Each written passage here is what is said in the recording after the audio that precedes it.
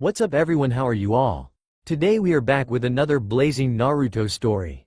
What if Naruto has Mokuton and Hyoton? If you enjoy then please like, share and do comments. And also check the description to original creator of this beautiful creation. All he can see was red, his rage clouded his head, and his blood boils. In his arms was Sasuke, dead, as the Uchiha was made into a pincushion out from their opponent's Shinban, an attack that was originally meant for Naruto. Is this the first time you have lost someone? Came the masked nin. Naruto didn't answer. His anger was too strong for him to listen. His eyes blazed into crimson red and his pupils slit. With a swift move, the masked nin was sent skidding to the ground. Naruto had delivered a strong punch into him, his ki pulsed out. Kakashi and Zabuza halted their fight as they felt a disturbing killing intent.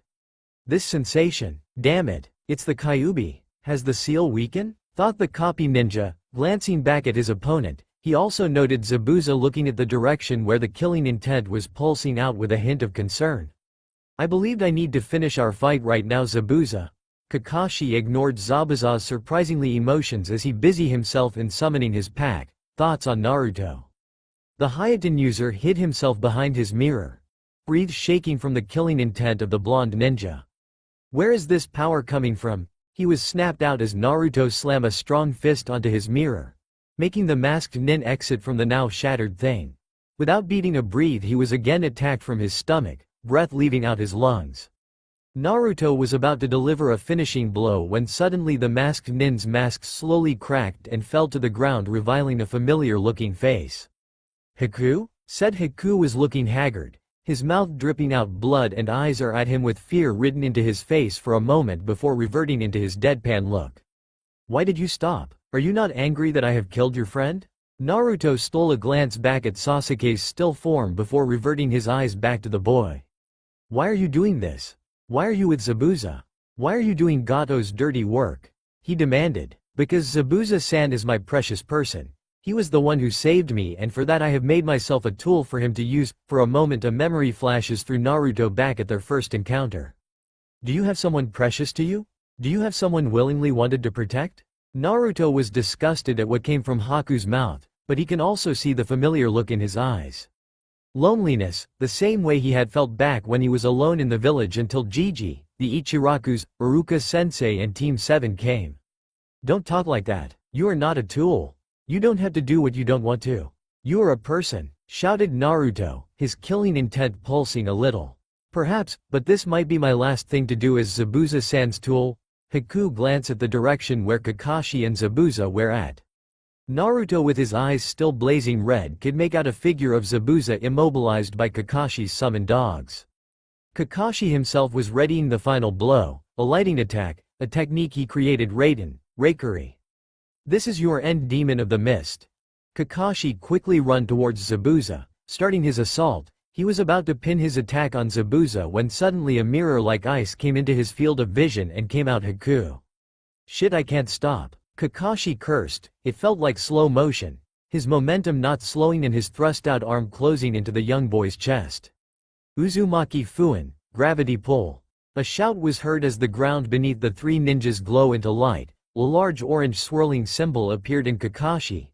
His ninkins and the two rogue ninjas fell into the floor. Kakashi's Raikuri left his hand, as did Haku's Hyoton mirror broke and Zabuza's mist canceling out. The fog slowly dispersed. Sakura and Tezuna's figures were now visible near the side of the bridge. Sasuke's motionless body was also seen next to Naruto, whose both hands on the ground, chakra ink and unfamiliar writings was on the ground from his open palms towards the three ninjas on the floor. What's? Sakura's voice cut as he saw Sasuke's body lying next to Naruto. Gasping out, she immediately ran to them, Tezuna following closed. Kakashi, still on the floor, tried to get up but to no avail, his whole body was heavy. Tisk, damn Hitaki. Not only did you have an Uchiha with you, you also have an Uzumaki, grumbled the demon mist. This earned a slight widening eyes of Haku and a loud gasp from Tezuna. Apparently Zabuza was loud enough for him to be heard from the others. And Uzumaki, the real thing, Tezuna said in shock, his gaze moving to Naruto, who was still on the ground.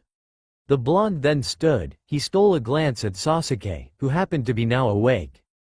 It looks like Haku just placed his Sinbon on a pressure point to leave the Uchiha unconscious and was now looking up at him. Brows knitted closer in confusion along with Sakura, who was holding the Uchiha in her arms. Giving them a grim smile, he walks towards where his sensei was. "Sorry sensei, you were about to kill Haku," he said to Kakashi as he kneeled down, undoing the technique from his sensei. Ma, it's alright, but I do want to know why you stopped me from doing so? You do know they're our enemy?" Looking back at the two rogue ninjas, Naruto offered a comforting smile to Haku before turning to Zabuza. "You felt the chakra that I unleashed earlier, right?" Zabuza narrowed his eyes at him but nodded. "Then you know I am the Kyuubi's Jinchuriki?" Haku gasped, but Zabuza nodded again. Kakashi was growing concerned. Naruto was revealing a village secret from outsiders. There are advantages in becoming a Jinchuriki. One is having an ability of a specific biju. As I hold the Kyuubi no Yuno, a being of hatred grants me the ability to sense emotions. So? Zabuza spat out. "When I was unconsciously beating Haku into a pulp, I can sense your strong emotion for Haku." Concern. This was the first time Kakashi was hearing this. Before his team was placed under him, the Hokage had him individual review each of the kids' ability and lifestyle.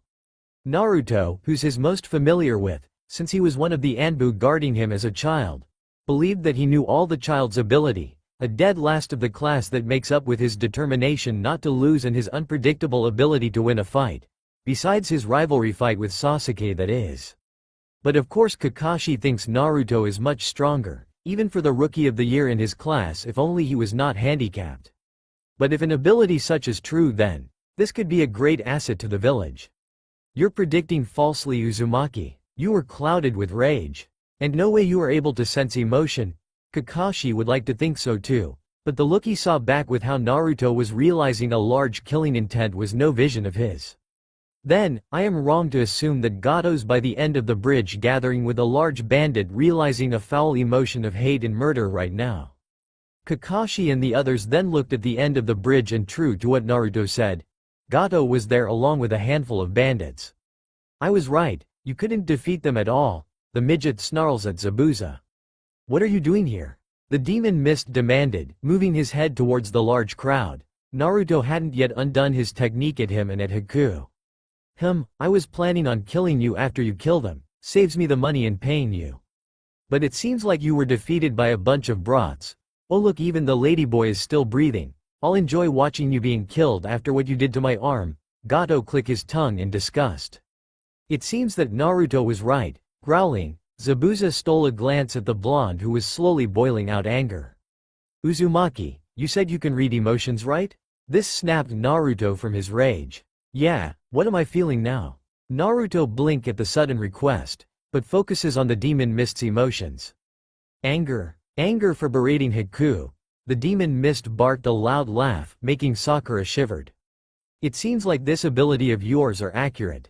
Now, I can tell that you and your team are fresh out of the academy. Undid this technique of yours and let me save you the trouble in killing these men." Naruto's eyes widened in shock. He can sense that he was telling the truth and didn't hesitate in undoing the technique. Once out, along with Haku, Zabuza turned to Haku. He caressed his cheek. "Guess I couldn't hide long from you, huh?" he said before grabbing a kunai lying on the ground and stood up to face the bandits. "Hitaki, I assume you are still capable in wiping them? Or has the great copy ninja rusted out?"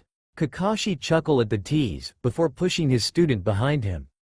"Don't underestimate the ninja of Konoha."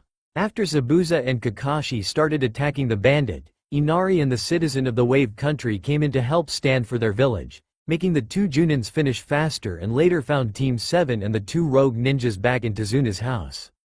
Everyone was gathered in the living room. Sasuke and Haku were being treated by Sakura and Tsunami. Everyone was silent. Questions were running through their heads, especially from Sasuke and Sakura, but finally Sakura spoke. "Sensei, is there really an Uzumaki clan?" Kakashi sighed. He closes the book that he was reading and focus on Sakura. He knew they'd asked and was just waiting on when. He was about to explain it to Sakura when Zabuza bitted him. "You don't know about them? And here I thought Konoha has a large clan of Uzumaki living in the village since they are in a great long-time alliance with them." Zabuza was right. Aren't they supposed to know about Uzushigakure back in their academy? Is it just Sakura didn't pay attention during the discussion or the teachers didn't include them in the curriculum? Kakashi shook his head. The former would be absorbed since the Pinky was a bookworm. The latter is impossible since most of the teachers hated Naruto besides Iruka. But the Hokage should knew of this. I mean, Uzu and Konoha are sister village. Heck, the first and the fourth's wives are from Uzu. Could there be a possibility that someone was refining the academy curriculum behind the Hokage's back? This was not discussed back in the academy?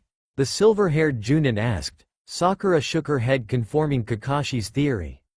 The Uzumaki clan are a distant relative to the Senju and one of the three forefathers clan informing Konohagakure no Sato. Uzumaki Mito, the first Hokage's wife, was of the clan. They lived in Uzu no Kuni, the village hidden in whirling tides. Said clan are famous and feared from their unique sealing art, that lead Iwa, Kumo and Kiri banding together in attacking the village during the middle of the Great Third Ninja War. Of course, for such a small village they managed to defeat half of the three great nations gathered shinobi before aid of Konoha came to help. That's how strong they are. The Uzumaki symbol is embroidered at the back of each Junin and Chunin's vests, a sign of a long alliance and his sister villages, Kakashi said, pointing a finger at the swirling red at the back of his vest. This shocked Sasuke. A clan like the Uchiha? Kakashi nodded. The raven looked at Naruto, who was smiling sheepishly in the corner. You know? Sakura asked. Well, yeah, I guess. I mean, I did grow up at Uzu before I moved to live in Konoha. He scratches the back of his head. What? Shouted Sakura and Sasuke, although the Uchiha was a little subtle. I thought Uzumaki have red hair? Tsunami asked, while her father nodded in wonderment. And is it true that they have longer lifespan? Yeah, mostly. I'm not really a full-fledged Uzumaki. I got my blonde looks from my father, a shinobi from Konoha. And yes, they do live that long. Really, I don't want to talk about it, Naruto said, seemingly wanting to end the conversation as he moves his attention at the two rogue ninjas. So, what are you guys going to do now? Probably terrorize another place, find another gold digger for us to have money, was Zabuza's only answer. Wah, seriously? After I save your butts from the midget. Naruto stood on his feet with a clenched fist in front of him. We didn't ask for any help, besides I'm pretty sure we could have taken care of them on our own. Why you? Kakashi managed to grab his blonde student's arm, dragging him back down next to his side, before he could jump at the rogue nin. Naruto, calm down, Kaka-sensei. This time Kakashi covered his mouth with his hand. Naruto tried to wiggle away from his sensei but to no avail. He's a Junin, for goodness sake. Tell me, Zabuza, you said you wanted money, what do you need it for? Kakashi asked. Zabuza narrowed his eyes on the Cyclops ninja. And why should I tell you? What do I gain from telling anything? Perhaps a bargain from my student saving you from me? Kakashi said casually. Naruto by now had stopped struggling and was now listening to their conversation. Zabuza-san, we should tell them. Haku's voice was heard from the corner where Tsunami was still treating his wound. Are you crazy? They are foreign ninja. And yet Naruto saved me from Kakashi-san's hands and he is a ninja of another village. You said for yourself that his sensing ability are accurate, and for that I will believe him that you have concern for my well-being. Thus for my sake please, if not for Konoha then for me.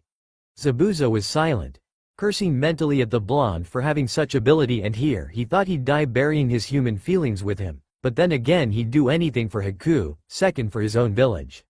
Sighing to himself, he gave Haku a stern but defeated look which didn't go unnoticed by the copy ninja. So much for a demon.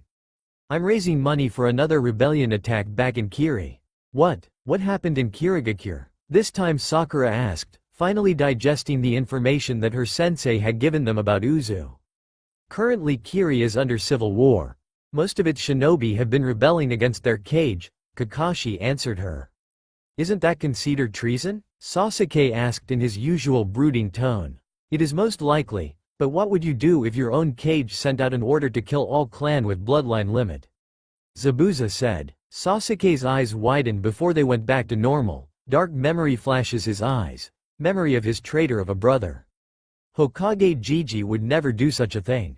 Naruto, whose mouth was finally free, berated. It was only an assumption, you brat. The bloody Mizukage of the mist, Yondaime Yagura, Kakashi said. I've heard of the crisis. Before Gato we shelter some few refugees from Kiri.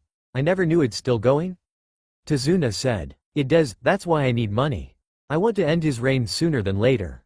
I want a better home for Haku rather than always on the run. He gave Haku a side glance, before having interest with the floor. Then you don't have to worry, the townspeople just recently scavenged Gato's lair and found mountains of gold. I'm pretty sure majority of them would like to give you some, seeing as most of them saw you fighting off those bandits. Tazuna informed, swinging a bottle of sake. Tsunami besides him now giving him a sincere smile. Zabuza couldn't say anything, he was beyond words. How could they just say such things when he had tried killing the old man before? As if reading his own thoughts, Tazuna gave him a smirk. You wanted a better home for Haku, right?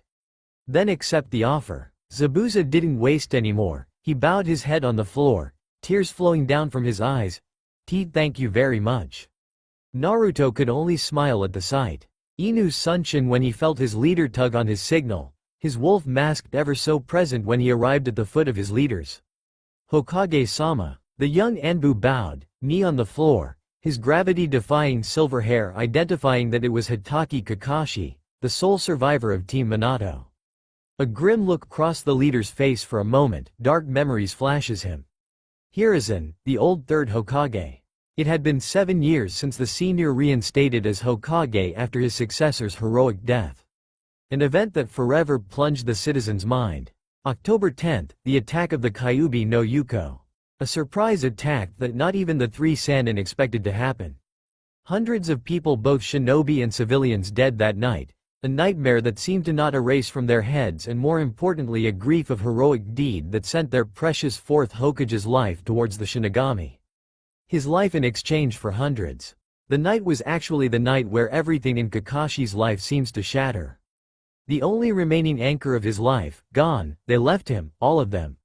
His father, Obito, Rin, and now Minato-sensei and Kushina-san, everyone important to him, gone. At ease, Wolf. Kakashi complied by standing. The Hokage seemed to be giving him a petty look, a usual offer when the silver-haired was with the Hokage alone. I have a mission for you. It's a blank rank mission, meaning it might be an ongoing mission with no specific end. Kakashi raised a brow behind his mask. He was an Anbu for too far long now, and after the death of his sensei he had been taking S-rank missions non-stop. It would only be so right for the Hokage to assign him in long terms 1. It's also considered as guarding, but the person you'll be watching is an S-rank 1. Okay, guarding, no assassinating like most S-rank. But if this person is considered S-rank, then why is he being guarded? A foreigner visiting the village perhaps, but it's a long-term one. The Hokage seemed to sense the Anbu's wonderment and decided to help the young man from overthinking further. I want you to guard Konoha's Kyuubi Jinchuriki, he said while he puffed a smoke from his pipe. It had been a long time since Kakashi heard the Kyuubi's name. Dark memories flashes his eyes before focusing more on the subject. Jade Jinchuriki, sir? I didn't know Konoha has one? More importantly, the Kyuubis. Kakashi knew of the word. A human sacrifice. Every Junin and Anbu were told of them, a human jailing one of the 9 Biju. Each of them considered as an S-rank ninja. Kakashi remembered some stories of his sensei when he had an unexpected encounter with the Jinchuriki of the Hachibi back when the Yellow Flash was a mere candidate for Hokage. Not much known of them since they are known as the village's greatest weapon and are mostly keep their identity hidden. But it seems like Kumo are trying to display power since rumor has it that the village has now 2 Jinchuriki. But if Konoha has one and if it's the Kyuubi, then that means 7 years ago Minato-sensei created Konoha's first Jinchuriki. Kakashi's visible eyes widen. Not only did his sensei died as a hero, he also created a weapon of distraction. Hiruzen seemed to recognize the young Anbu's spike of emotion and seemed to read what he was thinking. The life of a Jinchuriki are considered to be cruel. They might be the village's greatest weapon, but they are also human, capable of emotions. He puffed another smoke. Most Jinchuriki are treated as a monster from citizens who don't understand the difference between a kunai and a scroll. These of course led them into insanity, allowing the monsters they're jailing to corrupt their minds and losing control of them. Kakashi nodded, understanding his mistake. A human is still a human. To answer your question earlier, yes. Konoha has a Jinchuriki and had always had. In fact, it was Konoha that had first created one before others imitated the ritual. The old Hokage locked eyes with him. Kakashi was beyond shock. Then that means the Kyub has always been in Konoha. It wasn't an attack, it was an incident for sure, but why? How? Why was he knowing this now? Why is the Hokage telling him now? Do others know? More importantly, if it was sealed by a Jinchuriki, then it must have been driven to madness. But that's impossible. When it comes to seals, Konoha are second best amongst the great elemental nations since they were the sister village of Uzushio, a village of seal masters. It would be impossible for one to unleash the monster, then how? There are natures in which a strong seal is being weakened, whether it was from the Uzumaki seal or others. When a female Jinchuriki give birth, the seal's strength are transported into the baby, thus weakening the seal and allowing their bijus to give an opportunity to escape. Then it hit Kakashi like lightning. Sensei, when is Kushina-san due again? Oh, it's on October next month. Oh god, it's next month. I'm going to finally meet Naruto next month. He remembered now. He remembers how Minato-sensei was so busy when October came. He also remember how he was told to look after Kushina when he was gone somewhere to prepare his son's birth. Kushina-san was the only thing that Kakashi can utter. The third Hokage merely nodded. He then looked at the Hokage monument from his office window. The Uzumaki clan have large chakra reserved even for a child. Mito-sama, Hashirama-sama's wife, was the first to become the Kyuubi's Jinchuriki. Her reserve was beyond large that it rivals Hashirama-sama's. With her sealing technique, she sealed the fox within herself when Uchiha Madara summons the Kyuubi during the great battle of the two founders of the village. When her time was coming to an end, Uzumaki Kushina was brought to Konoha from Uzu. Kushina was already born with a unique chakra that surpassed the strongest biju, thus she was chosen as the next Jinchuriki. Then why? Minato-sensei was a seal master, Kushina-san personally trained him and he was prepared. Why did the seal broke? Kakashi demanded. He was losing it and was barely keeping up. The Hokage sighed, removing the ashes from his pipe. We've investigated the place where Kushina given birth to. We found out that the ANBUs assigned to guard were killed by someone, along with my wife and the assigned nurse. We've concluded that someone knew of Kushina's status as a Jinchuriki and knew of one of the nature of a Jinchuriki and timed their assault. It is safe to say that they are after the biju and not by personal issues. Minato-sensei was a well-known ninja. He had been noted by the bingo book as a flea on sight. It was too much for Kakashi, but he was trying to swallow it all. His remaining family died, killed by a cause of some unknown enemy. Gathering his strength, Kakashi swallowed a lump of distress. He couldn't be feeling down now when he knew that the cause of it all is still alive and thriving. Does that mean that the current Jinchuriki might be in danger? Hiruzen nodded, pride glowing inside him. He knew that Kakashi was a bright child, but his strength after knowing what was kept secret and still acted professional was heartwarming for the old-age Hokage. He is another Uzumaki, a 7-year-old energetic boy. He had lived off his life in Uzushio and recently arrived in Konoha.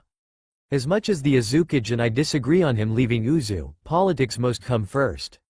As Konoha always had the Kyuubi, it is only right for him to be here in Konoha. Kakashi just nodded. Kakashi figures that it was the council's fight of custody, and since Mito-sama and Kushina-san lived in Konoha, Uzu had no rights to argue with it. Do you have full details about him? Kakashi asked, though the Hokage pulled out a folder from the drawer of his table and passed it to Kakashi. The silver-haired Anbu took the folder and looked at the content. His name's Uzumaki Naruto. You do know why I want you as his guard, don't you? Kakashi could only stare at the smiling blonde picture of the boy. It was nearing sunset when Team 7 made camp for the night. They had just left the country of waves early afternoon. Thought it would have taken them at least the whole 5 hours by trees to return back to Konoha. But since Sasuke was still recovering from his injuries, Kakashi insists they take their time. Said copy ninja was currently seating near the base of a large tree that they decided to take camp in, hands with his favorite novel. His students were silent. I guess they're still cooping up on what had happened. It was an eventful mission, so to say. Kakashi was even shocked about himself as well. I guess I really should start my training up if I was easily been defeated by another A-rank ninja. Back in Anbu he was considered an S-rank. While it started after the death of his remaining family, his sensei, he had finally broken down that it turned him into a killing machine, taking S-ranked mission after missions to distract himself from the cruel reality, and it only took the help of his peers to snap out that his sensei wouldn't want these, that Obito wouldn't want to see him down. Kakashi was about to sunk down into his past when suddenly he heard the young Uchiha's arrogant voice. "I don't understand," he said, eyes narrowed on Naruto, who was munching on his pack instant ramen beside the campfire. "If the Uzumaki clan are that well known, how come I haven't heard anything about the clan? And I'm an Uchiha," Sasuke demanded, cursing under his breath. "Ah, he's still stuck what had happened a few weeks ago, typical Uchiha. Sasuke-kun's right. Where is this Uzu no Kuni anyway? And more importantly, if you Naruto are part of this feared clan, why are you a dead last in the class? Does that mean the Uchiha are far more superior?"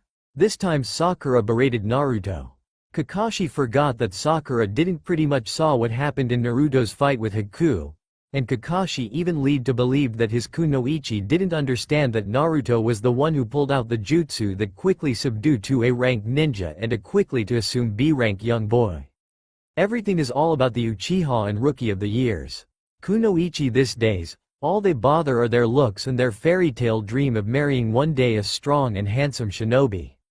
Kakashi could still remember the kunoichi back in his teens. Those women are ruthless, pretty as they may, but they are one of their assets in seducing men. But of course back then was a shinobi war, darker days compared to his present, but then again, if you take the career of a ninja, you must learn to survive long, and Kakashi doesn't want ninja, especially his first students, to be weak. Kakashi made a mental note to have a long talk with his kunoichi. Better yet, he needed to have all of his cute little genin a long talk. He hadn't really been a good teacher for the three. True, the brats had made this far on their own, especially Naruto, who had started to shine starting the day that he had graduated from the academy, and Sasuke, his ambition to kill his brother had already excelled in the art of basic shinobi. They are still under his care, and Kakashi had endangered them, knowing too well that he was the leader of the team and should be the one to decide when they had a choice to retreat, but then again he let them decide. A green genin team who lacked teamwork had just experienced a far too dangerous mission. He needed to take their training more seriously. Now that Sasuke has awake his Sharingan, Kakashi is pretty much sure that the two civil council men would want Kakashi to focus more on said Uchiha, although he'd rather not be seen having favorites. Minato-sensei would stir from his grave, and when a written report be passed to the Hokage, which sometimes were passed to the council, especially when the village's Jinchuriki is involved, Danzo would demand to take Naruto under his wings, which Kakashi will have to declare a civil war if that has happened. "No, Sakura, as I have told you, the Uzumaki clan are strong, stronger than the Uchiha peer say," Kakashi said, earning a glare from his raven-haired students. Ignoring the look, Kakashi pulled out a map from the pockets of his vest. Unfolding the map, he placed it near the fire camp and gestured for her to come closer. "Uzu no Kuni is northeast from the land of fire and north from the land of waves." Kakashi pointed a finger where the land of whirlpool was. "It's a small archipelago." Isn't it closer from wave? Why didn't you take a short visit? I mean, it is the place where you came from?" Sakura asked Naruto, who had stopped devouring his 8th cup ramen, eyes cast down for a moment before giving the young kunoichi a large grin. "It didn't cross my mind." Naruto scratched the back of his head. "Idiot, that's your home. You were abandoned, weren't you?" It was Sasuke that asked, this time his tone of voice hinting petty. Kakashi raised a brow at this. Ever since Naruto had moved to Konoha, Kakashi hadn't heard any family members visiting him. Heck, he haven't heard anything from Uzu since the young boy's arrival. Could it be that they sail out the boy? But the third said that the Azukage was against Naruto moving to Konoha. "What makes you think that I was abandoned?" Naruto asked, tilting his head dumbfolded. Nope, Kakashi thought. If the boy's acting like an idiot, he was not abandoned, or better yet, he's too dumb to understand that he was. Kakashi mentally face-palm. It could be, the boy barely graduated, but then again he was handicapped. So no, he was not abandoned. "You said you moved in Konoha, and as far as I know you, no, as far as our class here knows you, we all had assumed you were an orphan, until this revelation. So it's either you ran away from Uzu and came to Konoha, or the Uzumaki placed you in Konoha and abandoned you."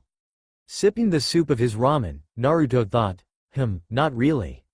I don't really want to talk about it, especially when I'm told not to, but if you really wanted to know. I moved to Konoha on my own free will, he said, ending the conversation.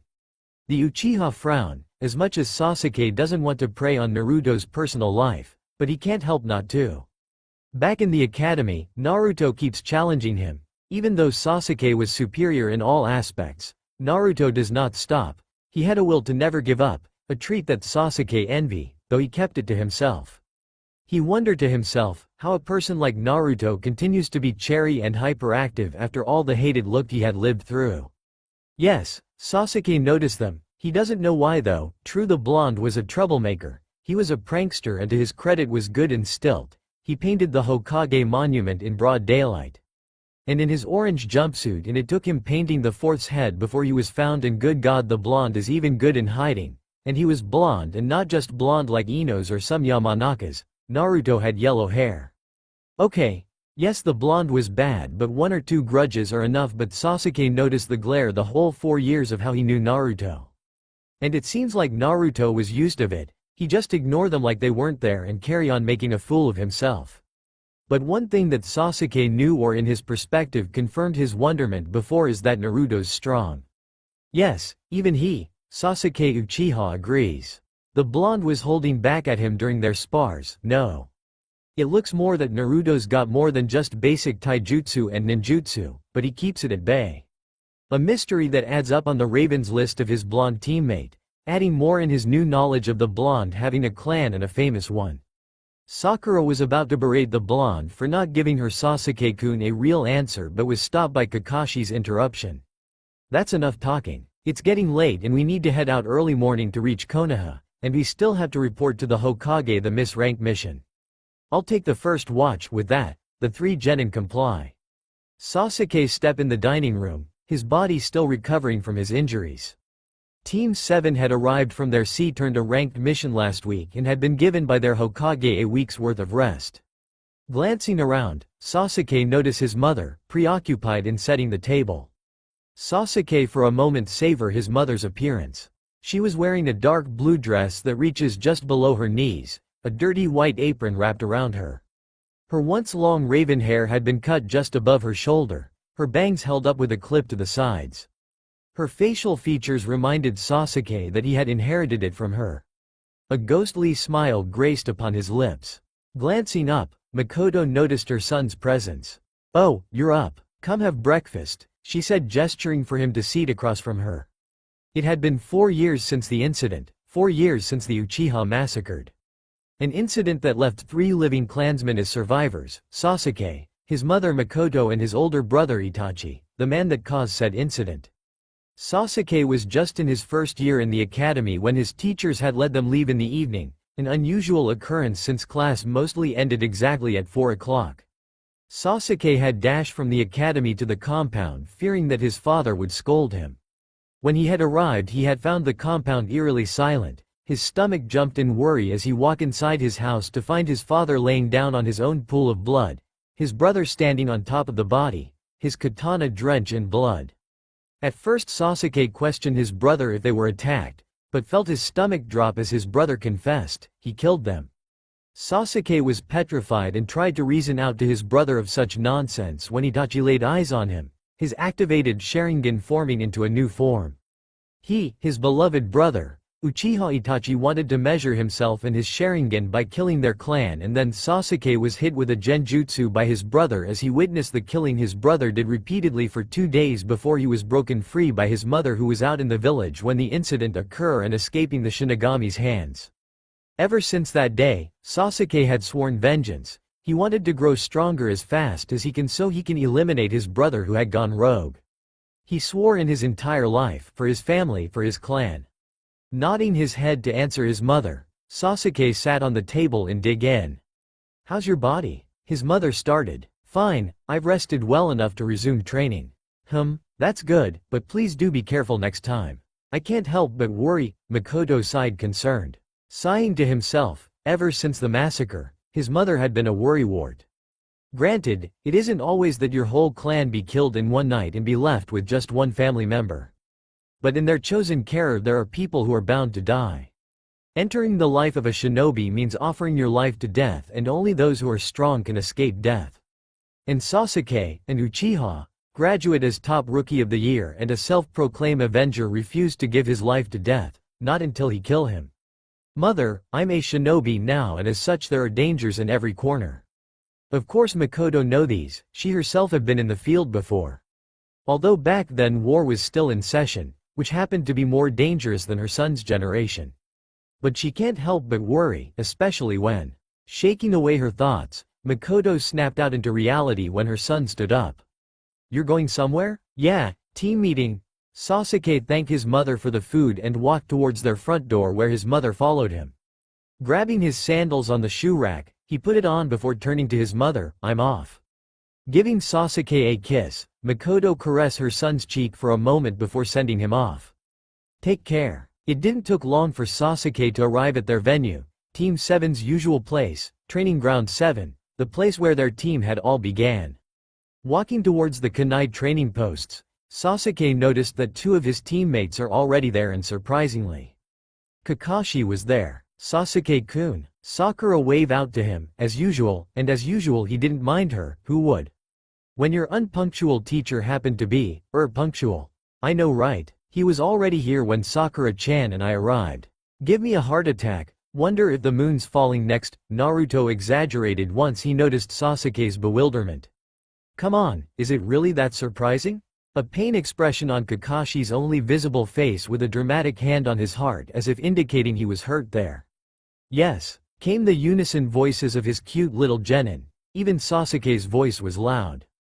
Kakashi's sweat dropped, he really needed to up not just their training but also their time together. Clearing Kakashi's voice, the three genin noticed the sudden seriousness of the atmosphere and straightened up. What happened to our last mission was a worst for all. A fault clearly to be blame on me, this confused the genin. Surely it wasn't all their sensei's fault. I mean, both Naruto and Sasuke begged Kakashi to continue the mission even if it was clearly going down too dangerously and Sakura, who should have voiced out a rational reason, had clearly abandoned the thought just to satisfy Sasuke and clearly she was outnumbered by the two boys on her team. But, then again, if they hadn't continued the mission, Tazuna would have been killed and Inari would have been still a cowering crybaby. Granted, Naruto got in trouble with what he had done, he could still remember what the Hokage had told him upon reporting their mission. You do realize you had not just saved Tazuna and his family, but also had saved a whole country, the Hokage said, pride was swirling in his chest. Not every day you find fresh genin making a landmark as big as saving a goddamn country.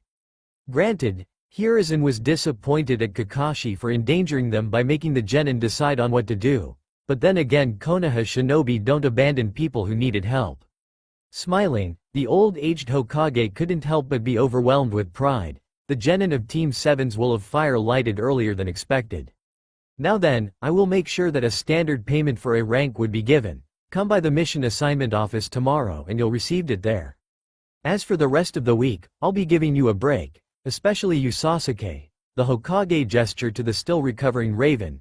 Nodding Hiruzen dismissed the team. Ah, Naruto-kun stay if you please? And Kakashi? I'll be expecting a written report at my table by tomorrow. Nodding both teacher and student's head, Kakashi informed the genin for a team meeting by the usual place after their week's break before dismissing them. Now alone with the Hokage, Naruto started to fidget knowing too well what the Hokage what this is all about. With a quick hand signs, Hiruzen had performed a silencing seal, preventing others from hearing what their conversation is going to be. Kakashi had sent out a brief report before your arrival, the Hokage started. Naruto frowned, he hadn't even noticed when their sensei sent out a report, but then again, Kakashi was once his babysitter back when the silver-haired was still in Anbu, not that the scarecrow knew of course. And as Konoha's Jinchuriki, he knew he's still being watched. Sorry Gigi. I knew you don't want me going around doing seals, but I don't have any other choice and Kaka-sensei was about to kill Haku, he said, head lowered. Hiruzen sigh. I will see past through this, but next time do be careful, there are eyes and ears everywhere, Naruto's head bobbed. As for the other thing I want to talk about, Kakashi's report also stated that you've access to Kurama.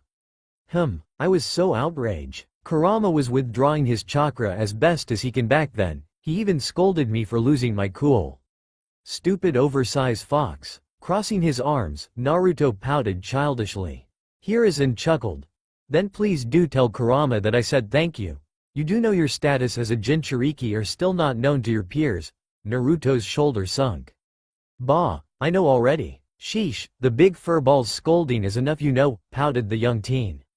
Hiruzen chuckled again, before giving the boy a sincere look. Naruto was lucky that Gigi let him out easily and Kakashi-sensei had reported that no spies from Mummy-san were seen or else Naruto would be in big trouble. As team captain, I should have been the one who decides and not his members, and as team captain I should have prepared you in unexpected things like our last mission. Well, at least he knew he was lazing around, Naruto thought. Ever since he had graduated from the academy, he'd expected to have learned more beyond the once he had learned back in the academy, which in the way he still doesn't understand. You can't blame him when he'd be suddenly introduced with a new set of curriculum. He was 7 when he moved in Konoha and he wasn't the brightest of the fishes in the ocean. Even back at Uzu, and besides, teachers hated him, except Iruka-sensei, that is. So, he dramatically paused. I've decided to up your training. This also makes up for the wasted time. Kakashi pulled a piece of paper from his kunai holster and gave it to them. Sasuke and Naruto peered down on Sakura as she was the one who had received the paper. It was a training regime schedule. Reading thoroughly what was written, Sasuke hummed in satisfaction. In the early morning of 6, first on the schedule was a 2-hour of physical endurance, followed by basic taijutsu sparring for another hour. Then weaponry mastery for an hour, individual practices, and then a 15 minutes break before lunch. In the afternoon, the team would take missions, and afterwards, if there were still time, they'd have a final physical endurance.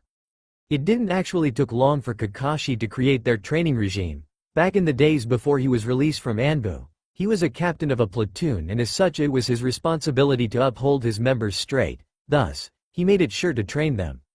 Although Kakashi had to hold a little bit of brutality in it since his genin team are, genin. All in all, Kakashi knew that his team could handle the regime he made, especially the boys. For sure the two would make a rivalry out of it. Now for his kunoichi. Don't these build up muscles? And more importantly, isn't the physical endurance too much? Ah, right on cue. Sakura is right, he pretty much focused more on increasing their chakra reserved, hence, the physical endurance. Although in Naruto's case, Kakashi had to take note to give the blonde a scroll about different chakra control. The kid was naturally born with a huge chakra thanks to his Uzumaki blood and added the tenet in his gut. He's sure to struggle to use jutsu that requires small amount of chakra. This proves the result of Naruto's ninjutsu exam during graduation exam. Yes, Sakura, it does build up muscles, but it also increases your chakra reserved, especially for you, since you're the one with the smallest. The pink blushed, suddenly self-conscious upon being told the weakest out the three in front of her Sasuke-kun. Although thinking about it, their last mission does justify her sensei. She had been the one always on the background while both Sasuke-kun and Naruto were constantly protecting her, and even Naruto was showing some skills, and this is Naruto we're talking about. The dead last. Like Sasuke, Sakura knew that Naruto's hiding something and she knew he was strong.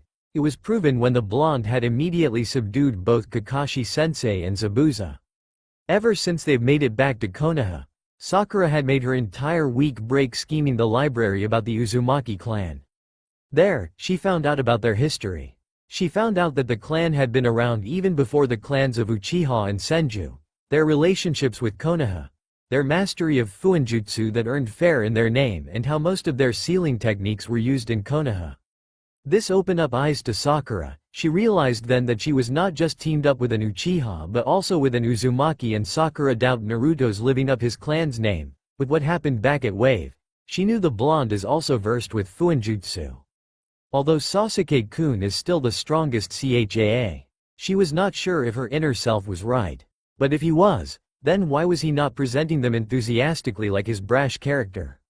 Does this have to do with how the village treated him? Yes, Sakura knew. She knew how the village whispered on his back. Her parents themselves had told her not to interact with him when she was young.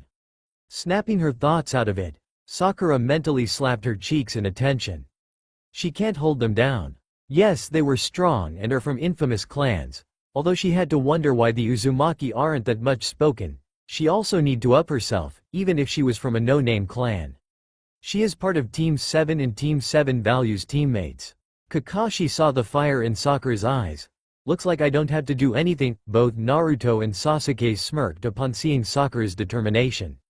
Well then, since everyone seemed to have no problem with the plans, we will all start tomorrow. And with that, Kakashi dismissed his team before bursting into smokes. Naruto shuffled his way into his apartment, his jacket discarded on the floor, and headed straight to his small yet comfortable bed.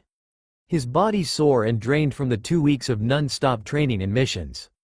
Naruto let out a frustrating groan as he remembered the last 2 weeks. Kakashi had strictly followed the schedule and hardly given the genin a breather in between the hours of training, and then when afternoon comes, Kakashi deemed it sure to take D-Rank's missions for now, although he highly chose those ones that needed physical activity, like weeding the large backyard of a farmer, bathing the Inuzuka dogs, cleaning the Hokage monument, and so on. And afterwards Kakashi had decided to regulate the end-of-the-day physical endurance whether they'd finished doing missions early or not. A devil, that sensei of his. Sometimes Naruto wonders if their sensei was torturing them, but then again, during the sparring and physical endurance he'd also joined as well, although he adds more than their regime. Naruto knew that the copy ninja also was aware that he had performed badly during their mission back in Wave. I mean, who'd thought that the great Sharingan Kakashi or the copycat Kakashi would easily be defeated by an A- rank rogue ninja and had to be saved by his own genin? Sure, that was an embarrassment. Groaning once more, Naruto suddenly flinched. Stop your yapping. It's for your own good, you stupid pea-brain. Ah, finally, the fox just had enough. Naruto did wonder when will the furball snapped. Who wouldn't be? I'm trying to sleep here and you complaining annoy the fucking hell out of me. It's your fault for being a weak and a pathetic host. Naruto suddenly finds himself in his mindscape. He was standing on a foot-deep water and in front of him was a huge cage with the kanji seal placed on it. Hey, who you calling weak? If Gigi would just allow me to use any fuin. That's just it. The old man won't allow you. Naruto sighed. It was true. Naruto was raised in a typical traditional Uzumaki clan like the rest of his cousins and clansmen. Like his clan, he was versed in fuinjutsu, be it from simple sealing to complex. He was already introduced in the art even before he was allowed to attend the academy back in Uzu, as such it had also become his way of combat. It just happened that he needed to adjust to a different usage of combat half a year after he had moved in Konoha. Naruto was spread on the floor, legs under his weight, his upper body leaning on the large open book he found interest in. Around him were the many scattered books and scrolls, some were opened and unrolled. 6 months, it had been 6 months since Naruto had moved to Konoha, 6 months since he had started to learn the many cultures and livelihood of the village. It was a new experience for the young Uzumaki. Since he was able to have the presence of mind, the people he'd been around with were his clansmen and his friends who belonged to other clans forming Uzu Shiogakure. There, he only knew of fuinjutsu where the Uzumaki are famous of, and kenjutsu and taijutsu. Although there are some minimal ninjutsu like the Kage Bunshin, a clone kenjutsu suitable for the Uzumaki since it requires a large amount of chakra. Imagine the young blonde's surprise of the many difference of Konoha and Uzu. The moment he'd stepped foot in the village, the very first he had noticed was the white-eyed man who assured him, along with his companion, which was his pervert of a godfather, to the Hokage Tower. He had heard stories from the elders back in Uzu about Konoha. He knew that they shelter many clans with unique bloodline limits, and 2 of those are the prized and strongest dujutsu already famous since the time of the 6th path. The Sharingan and the Byakugan. He had studied a little bit about them before he had moved. Although, the typical knucklehead he is, he pretty much zoned out the major parts of it. The basic he knows of them were that both eyes are capable on seeing chakra and where the Byakugan had X-ray visions and can see long distant places. The Sharingan on the other hand can copy the jutsu from others in a single look, whether the enemy performed it fast or not, and can cast a genjutsu with it. Naruto shivered at the mention of genjutsu. Unlike most of his clansmen, Naruto have 0 defenses against genjutsu. It's probably because he was already born with a huge amount of chakra larger than the typical Uzumaki had. Then again, it also added to the fact that he also housed the strongest biju, the Kyuubi.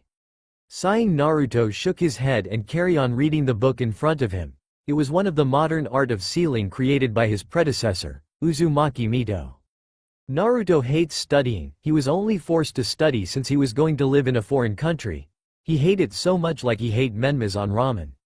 But there was only one subject that constantly brought him to the libraries of Uzu, and it was studying Fuinjutsu.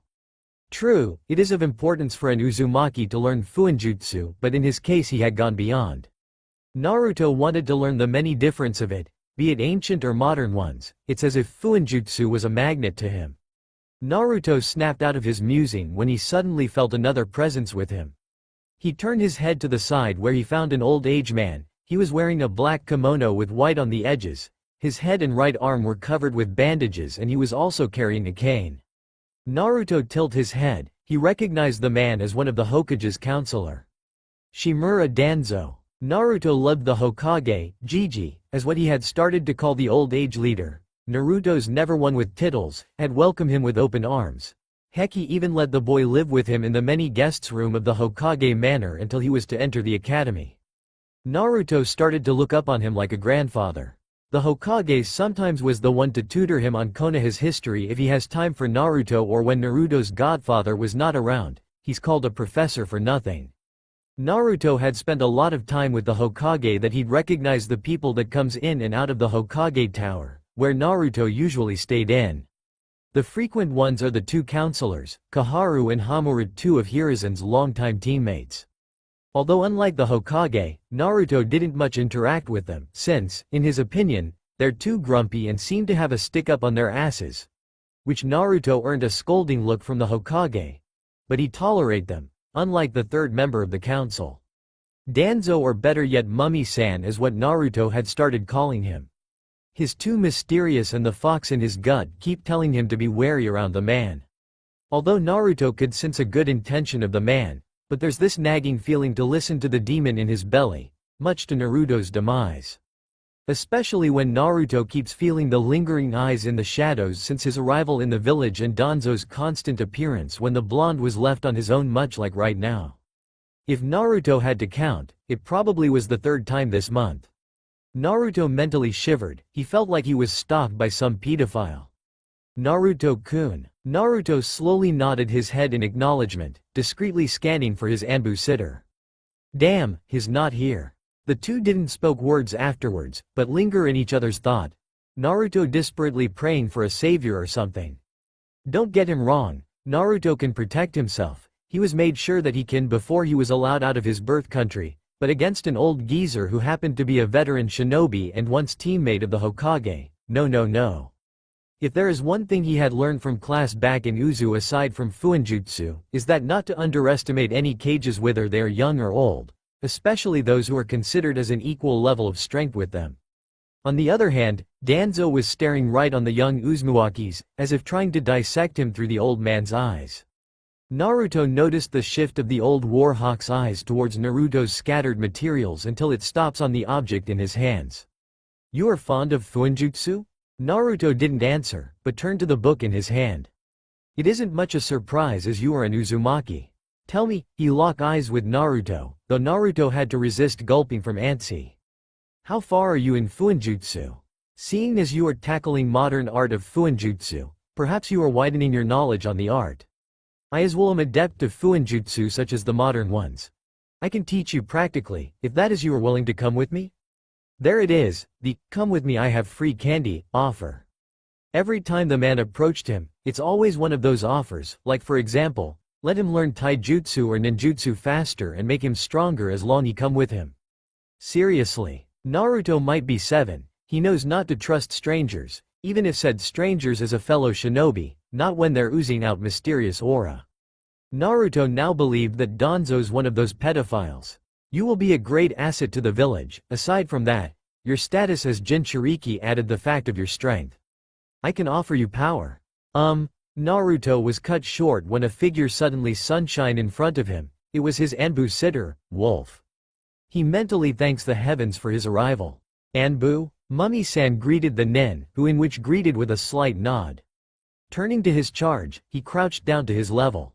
Naruto-kun, Hokage-sama asks for you presents. Naruto just nodded, quickly cleaning up his mess before grabbing hold of his sitter's gloved hand. He was clearly convincing not to waste any more time with Mummy-san. His actions spoke louder. Wolf turned his head back to the councilman. Excuse us, he said before nudging Naruto to do the same. Reluctantly the boy did the same. As much as he doesn't want to, the Hokage had been teaching the boy respects and the man before them was of high rank in the village system. With Danzo's slight nod, the Anbu and Naruto sunshin away. The two later found themselves in front of the Hokage's office, where said Hokage was currently scribbling on papers after papers. Gigi. Naruto's cry jerked the aged Hokage's head upward to the young blonde, his smoke pipe hanging casually in his mouth like the many times Naruto had seen the old man. Hiruzen offered a smile when the blonde jumped his way into his arms. "Ah, my child, it seemed that you have locked yourself in my library again," he said when he pulled away from the embrace.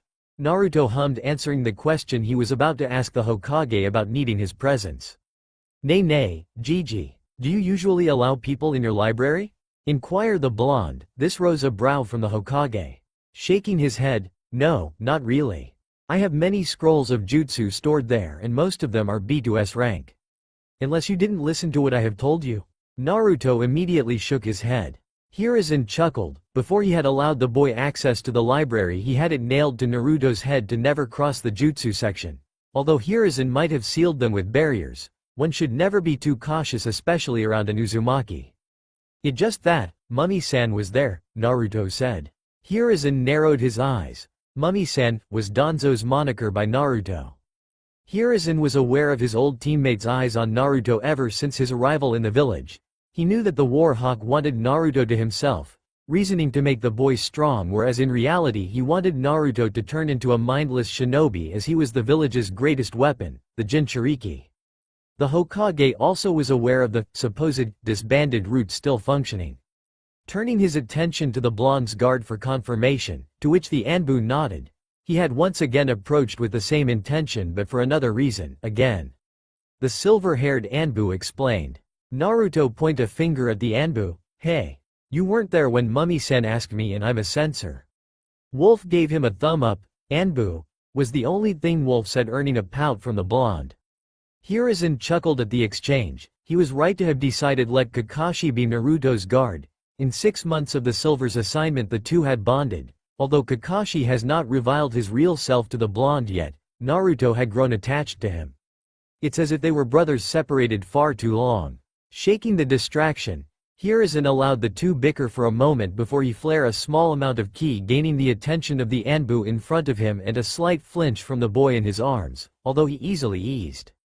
Hiruzen let the blonde down, who immediately moved to stand next to the Anbu. The aged Hokage rubbed a growing ache in his head as he let out a frustrating sigh. This is taking way too far. Not only his visiting increased, he gave Naruto a side glance before grabbing his pipe and cleaning the ashes within. Rumors has started to spread about the return of the nine-tailed fox. Kakashi immediately stiffened before he tightens his fist. This was the first time he was hearing this. He was too busy shadowing or playing with his charge for the news to reach him, and more importantly the boy was usually either in the library, sometimes in the Hokage's office, if the Hokage has time for him, or at the top of the Hokage monument, and not once did they had any encounter with the village people. Kakashi resisted the growl that was trying to come out from his throat. He knew who started the fire and he was pretty sure the Hokage knows as well. Kakashi gave Naruto a side glance, who flinched when the words came out from the Hokage. "I see. You already knew." It was a statement rather than a question from the Hokage. Naruto nodded. There were times when he got bored out of his mind that even studying Fuinjutsu is out of the question. The prankster side of him was too strong that he sometimes ditched the other Anbu that was assigned to watch him whenever Wolf was out on a different mission that greatly needed his skills. And it was these times that Naruto had the opportunity to escape them, since it was only Wolf who could never lost sight of him. He had once wandered the village public market and had been sightseeing when he suddenly felt the collective emotions, thanks to Kyuubi, directly at him. It was of disgust, fear and hate, and that's when Naruto knew, they knew. Hiruzen gave him pity. He had planned to make the boy's status a secret just like his mother and his mother's predecessor. He knew what a Jinchuriki's life was. People driven by fear tend to isolate them, resulting into pushing she into a corner of loneliness. But it seems that the cat was already out of the bag. Hiruzen mentally cursed his once teammate. He knew the man has good intention for the village, but his way of thinking are beyond inhuman. As much as Hiruzen was the Hokage, His hands were already full, added the fact that he was already too old for this position. His successor had died early by sacrificing not only his life but his newborn son's future for the good of the village, and as much as Minato wanted his son to be known as a hero, he was hated and feared. Thus the boy was taken away by his mother's family, and not long after, the council had demanded his return as they claimed that he was Konohas to begin with, treating the boy as if he was an object rather than a human. It was also the reason why Hiruzen offered the boy to stay in the Hokage manor for the duration of time before he was to attend the academy in order to protect the boy from the public's eyes, but it seemed that Danzo had enough of the Hokage's protection against him. There was only one thing for Hiruzen to do, and it might not pretty much change a thing, but at least the boy will grow up with ease around his peers, hopefully. I've already signed a law to forbid anyone from mentioning the tenant in you, and those who cross said law will be punishable by imprisonment. Though this not might do much, but I'm hoping for you to have friends you're aged with. Naruto nodded his thanks. He was glad that Gigi would go to such length, but he knew, like the Hokage said, it wouldn't do much. Now he's starting to want to return home. Mentally slapping himself, Naruto shoved the thought away. He came here on his own free will, and he was determined and left with a head held high. He's not going to back down now. Uzumaki Naruto never goes back on his word. Also, Naruto looked back up to the old man, his eyes giving him sympathy. Oh, I'm not going to like this, am I? He thought to himself. It would be best if you don't use Fuinjutsu for a while, the Hokage said, earning wide azure eyes. His mouth started to tremble. He can't do that to him. Fuinjutsu was like his whole life. His only escaped. He was about to protest but was stopped as the Hokage raised his hand, allowing him to finish first. Danzo is currently after your tail. I'm sure he's not only after you as a Jinchuriki, I'm positive that he's also after your knowledge in the Uzumaki Fuinjutsu. These pretty much adds the fuel in the already lighted fire, and he'll probably do anything to get his hands on you. To lessen the oil, I'd like for you to not use your Fuinjutsu until I can find a valid evidence to take down Danzo. Naruto tried to protest but see no other way to argue against Gigi's reasons. His mere existence in the village was a danger in both political and in human side. He knew that Danzo wouldn't be taken down that easily. He's a man in a high position and he has shadows everywhere. It'll be a long time before Naruto could use Fuinjutsu again. Kakashi could only give him a reassuring pat on the back. Naruto let out a heavy sigh. It had been 6 years since then, and not only was he forbidden to use Fuinjutsu, the Hokage even forbids him tackling the subject in his own apartment, completely making Naruto abandon the art. Groaning one last time, Naruto stood from his bed to take a shower before completely ending his day. Naruto steps out of Ichiraku Ramen after consuming a godly amount of bowls after bowls. God, he couldn't live without said food. He wiped a bead of sweat as the scorching heat of the afternoon touched his tan-kissed skin. Team 7 had been dismissed early after finishing yet another D-rank mission. Said mission was another backyard weeding from an elderly couple's house, which Naruto happened to enjoy for once. 1. The yard wasn't that big to weed. 2. Sakura for once didn't bash his head, and 3. The couple were kind to him. Meaning, there wasn't any hateful glare or harsh whispers in his back like the usual client do when they were doing other D-rank missions. Not because the elderly didn't know him. In fact, the couple were retired shinobi that both respected the Yondaime's dying wish and felt petty for the boy for having such burden at the moment of his birth given by his very own father. The couple mentally shocked their head at the villagers' treatment at him. They were blinded by their own grief to take a closer look at the young blonde to recognize the resemblance of their hero. After Team 7 finished their mission, their team captain dismissed them for the day as he submitted the accomplishment. As usual, Sakura asked Sasuke for a lunch date. As usual, Sasuke declined her dead. As usual, Naruto asked Sakura out, and as usual, Sakura, she declined by calling him an idiot and thankfully didn't bash his head and storm off. Thus, him walking out of his favorite ramen shop. Still can't believe they let him become a ninja. Tisk. I pray he kill himself on one of those missions outside.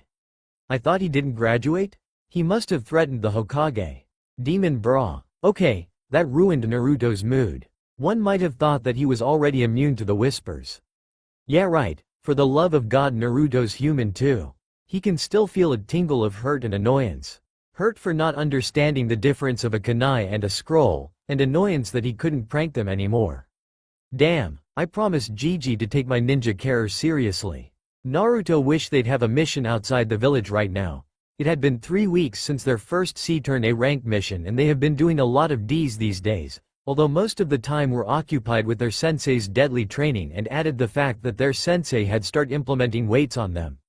Sure, the Uzumaki blood in him boosts energy to endure the torture, but Kakashi's sensei had also given him an extra exercise to be done on his own. Chakra control. Naruto knew he lacks control, especially when he has a huge ton of chakra living inside of him and his Uzumaki genes added. He had to do the tree and water walking, the leaf sticking, chakra strings and so on, which Naruto had to mentally groan at that. Back in Uzu, the only chakra exercise, as far as what Naruto had learned, were tree and water walking. Two of the basic where it usually were used during actual combat in their traditional combats were mostly taijutsu, kenjutsu and fuinjutsu. The third being where the Uzumaki's chakra are mostly needed as it requires a large and constant flow of chakra. And since ninjutsu were not commonly used there, the shinobi of Uzu doesn't focus more on chakra control. Then again, that is how Uzu's shinobi are, and Naruto isn't an Uzu shinobi. He is in Konoha and had graduated in the academy and became Konohagakure's shinobi, and as much as Naruto was uncomfortable in using a different art of combat, he needed to up his skills, especially in ninjutsu, to live another day. So, he had the chakra exercise to be able to perform other set of ninjutsu, especially since Sasuke Teme is famous with his Katun.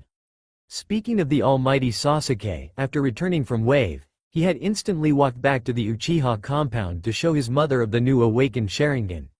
The Uchiha clan, ever since the secret revolt, had been reduced to 3 members, one being the serial killer. It had become Sasuke's life goal to kill said killer, thus him striving to get stronger, and by that he strived to activate his Sharingan really fast, which of course wasn't that fast, since he activated it during their last wave mission. Ever since then Sasuke had been plastering his Sharingan on and off in front of Naruto, and if Naruto didn't know better, he thought that the Uchiha's rubbing it on him. Snapping away from his thoughts, he contemplates on finding Iruka-sensei, but remembered that it was weekdays and lunchtime was already over, meaning he has class since the summer had already ended. Finding nothing else to do, Naruto was about to start his march to go home and wait for the time for Team 7 last schedule for the day when he suddenly heard his name. Naruto, yo! Naruto turned to find Team 8 Aburame Shino, Hyuga Hinata and Inuzuka Kiba, the tracking team. Kiba was the one waving and calling at him. They were coming his way. You guys, what's up? Nothing much, man. Geez, it's been a while now, and to think not long ago we used to skip class. Naruto bumped fist with Kiba. It had been 2 months since Naruto had seen his classmates aside from his teammates, of course. It seems like, ever since they had graduated, Naruto was too busy on his own team that the thought of seeing his other classmates slipped his mind. Naruto don't really associate with his classmates, especially when he was usually out doing pranks during the day, but there were times where Kiba, Choji, Shikamaru and him got bored out skip class. Of course, as always, Iruka-sensei would find them and drag them back to class. Naruto do wonder how his favorite teacher seems to find him anywhere when other Chunin and some Anbu, aside from Wolf, would never do. He mentally noted to ask the scared teacher, "You on a mission or something?" The blonde inquired, "Going to. We just came from the Hyuga compound to get Hinata and go straight to mission assignment office." "Kurenai-sensei's waiting already," Kiba answered, pointing to the direction where they came from. Naruto nodded where the feral boy's thumb was and then glanced at Hinata, who was as usual poking her fingers together with a tinted blush on each cheek. She was hiding behind Shino and was secretly give him glances. Naruto gave her a smile, in which Hinata instantly reddened and fainted. Of course Shino was quick enough to catch him. "Hinata." Naruto panicked, before he turned to Kiba, "Is she alright? Is she sick or something?" Kiba give him a, "Are you kidding, look." "What?" The blonde tilt his head in question, "What's wrong?" "Hinata's just fainted." Gahahaha. Naruto twitched when he heard Kurama laugh inside his head. "What are you laughing at?" "You stupid fox," Kurama instantly snapped. "Who are you calling stupid, you pea-brain? You're the one who's too stupid to understand the situation here. What's the fox talking about? And why are Hinata's team giving him the same look?" Hinata just fainted, although Naruto had thought that the girl would been well after they'd graduate, since the pale-eyed girl had been turning red when Naruto came up to talk to her. And he twitches again when the fox laughed louder than before. Naruto was about to berate him when he suddenly felt a hand on his shoulder. My, what do we have here? Didn't know you have it in you, Naruto? Kakashi said, appearing suddenly behind him. The genin suddenly jumped. Wah. Don't scare me like that, sensei. Naruto shouted, hand place where his heart is. Team 8 excuses themselves as Shino reasoned that their sensei was waiting for them and left with Hinata on his back. Naruto had to dismiss an itching feeling upon seeing Hinata on Shino's back. The Cyclops just give him an eye smile. Nope. Better get used to it, and beside, I thought you were a censor? Naruto turned to him again and responded with a pout. Ma, don't give me that look. We have a mission. Naruto tilt his head. 2 mission in a row?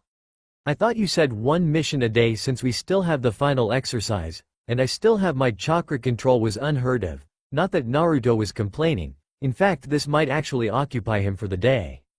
It's AC rank. Well, luck must be on Naruto's side today, and he was just wishing on it not long ago. What is it? What is it? Are we going to protect a princess? Or go rescue someone? He was pretty much bouncing of his feet. Kakashi has to resist face palming. He mentally noted to teach the boy the different ranks of mission. Seriously, the kid was a good boy, but his stupidity must have a limit. Shaking his head, Kakashi tried to calm the boy. Now, if you let me finish. Naruto calmed down. Although Kakashi has to chuckle, Naruto was trembling in excitement. It's an escort mission to the land of rivers. Naruto's shoulder immediately lowered. Kakashi raised a brow. Now what happened to the excitement? Naruto looked at him. Are you sure it's AC rank? Last time it went bad. Kakashi chuckled. Yes, Hokage-sama had made it sure that it is. With what happened last time, I'm sure there are no repeats. I'll explain the details tomorrow bright and early. Make sure you pack well. And also, we'll be canceling our last exercise, he said, ruffling the blonde's locks. Naruto jumps in triumphant from the information and was about to make a mad dash back to his apartment when Kakashi added more. But don't skip your chakra control, and poof, away he goes. Naruto could only stare at the smokes that his sensei made before screaming bloody murder in the open air. Sakura looked herself over the mirror one more time. The sun on her window was barely showing. Flipping her hair, she contemplates whether to let it hang loose or tied it up. They're C rank, and hopefully, it's right this time, since their last. Recalling their last mission to Wave, she realized that she didn't do much. She screamed when Kakashi-sensei was torn into pieces. She shivered in fear when Zabuza arrived, and she was cowering away from the bridge when they re-encounter Zabuza and his assistant Haku, while Kakashi-sensei, Sasuke-kun and even Naruto were trying their very best to fight them. Yes, she was Kunoichi of the year in their class. Yes, she exiled from theoretical subject. But what does it benefit from fighting strong opponents like Zabuza and Haku or other stronger ones to come? Unlike Sasuke-kun and Naruto, both boys are capable in fighting. Of course, Sasuke-kun was strong. He was class rookie of the year, but then again he was reduced to almost his death while fighting Haku, although it made him activate his Sharingan and all. But ranking in class doesn't signify that you're strongest. Sasuke's situation proves that, and Naruto himself was another proof. Without him, Sasuke would have dead. He might not exile in theological, poor in ninjutsu and taijutsu, but he plastered a raw determination, a conviction where Sakura lacked. That's why, after thinking all this stuff, she instantly broke her schedule by rampaging in their kitchen refrigerator hunting for food in the middle of the night. Diet be damn. She wanted to catch up with her boys, maybe not Sasuke, but even Naruto is closer than Sasuke, and her first act was to gain energy as what her body want for the new training regime their sensei had created. That was after Kakashi had told them about their new training schedule 3 weeks ago. Maybe I should cut my hair? It does bother me during training. Deciding to tie it up for now, she grabbed her bag next to the door frame as she exited from her room. Having eaten onigiri prepared last night by her mother, she walked out her residence, leaving a note on the fridge for her parents to read. She walked the morning street of Konoha, and as expected it was silent. It was still early in the morning. Arriving at Konoha's gate, Sakura noticed that both Sasuke and Naruto were already there, and as always no sight of their sensei. Good morning, she greeted. Morning, Sakura-chan. HN. Checking the time, she noticed that it was already 6 sharp. She let out a heavy sigh as she flapped her bag down next to where Naruto was seating cross-legged. Guess we'll be waiting for another 2 hours, she said, glancing at Sasuke who was leaning on the large gate. Naruto nodded silently. 2 hours later. Yo, you're late, came the chorus voices of Naruto and Sakura. And Sasuke's grunt. You see, I was held back by a black cat. Why do we even bother asking? Sakura said, crossing her arms, or better yet, why do we even bother coming in the time said when we all know you'll always be 2 hours late? The only time you bother to show up on schedule or during training, complained the blonde. And Sasuke. Kakashi sweat drop. Getting into business, Kakashi pulled out a scroll from his pouch and waved the kids to gather around him. Crouching down, Kakashi unrolled the scroll. A storage scroll? Surprisingly, it was Naruto who had asked. You're familiar with the seal, Naruto? Kakashi inquired. Seals are tackled during the academy, though they are merely limited to explosive tags, flash bangs and storage scroll, 3 of the most commonly used seals in the art of ninja. Since they were usually used, the seals written on them are non-complex and are limited as well. For example, the explosive tag, if it's the standard seal array, the effect are not that massive, same as the flash bangs. And common storage scroll are only limited to kunai and shuriken. The more complex the arrays of seal, the more wider the variety you can make use of them. Then again, Naruto knew of these, the boys and Uzumaki. Scratching the back of his head, Naruto sheepishly grinned. Well, I noticed the kanji for store, so, yeah, I immediately thought it serves it like that. A complete lie, that didn't went unnoticed by Kakashi. Well, at least his cover are improving. The blonde's an honest fella, for goodness sake. To have Sasuke and Sakura not see through it, made Kakashi proud of the boy. He bet that was taxing for Naruto. You're right, Sakura added, finding the said kanji and then looked back at Naruto shock. Sasuke too was looking at the blonde and eyebrow raise. What? I didn't know the Dobi can read kanji, Sasuke snorted with a hint of wonderment. This of course fueled Naruto as he swung a punch towards the Uchiha, who of course dodged effortlessly. What did you said, Sasuke teme? Baka Naruto. Don't call Sasuke-kun teme, Q head smacking. Ma, eyes back here. Kakashi clapped his hands, gaining their attentions before they stray more on their main mission, is what Naruto said. This is a storage scroll. Our mission is to escort a medic nin to the land of rivers and retrieve a herb that only grows on said place and return here. Usually it isn't necessary for a medic nin to require escort, but the Hokage decided to insert another mission since it's in the same place. 2 missions on one team? Sakura asked. Yes, while the medic nin is on the process of getting the herb, we on another hand are tasked to give this to someone from the land of rivers. Kakashi placed a hand on the unrolled scroll. He pumped some chakra on it and a poof was heard and revealed a wakizashi? Sasuke said. It was a blade between 30 and 60 centimeters long. Its sheath was shiny black and its handle wrapped in its usual black leather. So, is it important or something for the client to hire us awesome ninja? Naruto was met with another smack. Not really, it's just an ordinary sword that needs to be returned. Kakashi answered them. Why is it in Konoha-sensei? Sakura asked, after giving Naruto a scolding look as said blonde was nursing his throbbing head. The pinkette cooker head wondering as to what brought the sword to their village if the owner is in another. Apparently some bandits had stolen the weapon. The owner, who had issued a mission for the sword to Konoha, was lucky that it landed into a merchant that came to our village. He explained. The 3 genin nodded their heads. It isn't always such coincidence can happen. Storing the sword once again, Team 7 waited for at least 5 minutes before a male in white garb appears in front of Kakashi and started to converse with the Junin. The 3 genin immediately assume him as the medic. A few exchanges of words later, Kakashi called out his team and out they went to the land of rivers. Team 7 found themselves escorted to a large manor. It was 2 days later that the team arrived on the land of rivers. They were in one of the large villages of the country, which appears to be the capital. The medic nin immediately excused himself as he walked straight to the country's botanical department. Whereas Team 7 went to the place of their client, which happened to be the richest person in the country, second to the daimyo of course. I don't know how thankful I am to you Konoha ninjas. Masato Soda, the owner jubilantly shook Kakashi's hand, which happened to make his students pity and snicker at the man. Masato Soda had shoulder-length brunette hair that was tied in a ponytail. He had brown chocolate eyes and happened to be around 40s. He was wearing a black kimono and a brown sash. He was pretty much an average-looking man, except for the usual guards that seemed to be accompanying him inside and outside. "Ah, it's our job," Kakashi awkwardly said, trying to retract his hand as he felt like it was about to pop out from his shoulder socket.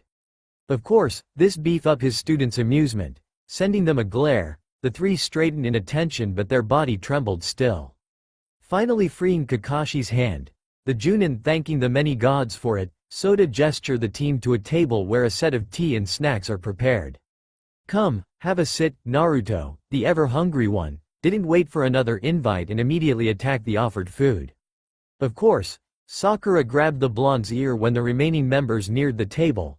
"Excuse my student," Kakashi apologized to the host, who just waved his hand.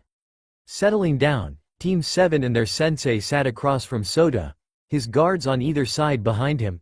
Kakashi pulled the scroll from his hustler and quickly applied chakra and unsealed the sword. Kakashi then, with two of his hands, brought the sword to Soda's side of the table and returned to his seat.